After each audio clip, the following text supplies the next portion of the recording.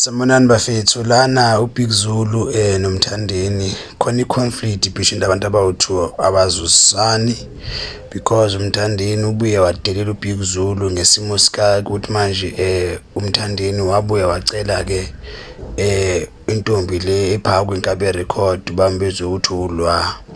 Makwenzeka njalo-ke kwaba izindaba zokuthi-ke manje uBig Zulu iyavuma yena kodwa i-office alivumi ngoba uMthandeni akenzanga izinto ngendlela. Uvele wacela ulwa ukuthi ulwa mabe yi-part of i-event naye ulwa wavuma, kanti ababonanga ukuthi ofisini uMthandeni akafakanga i-request ngesimo sokubhukha-ke ulwa.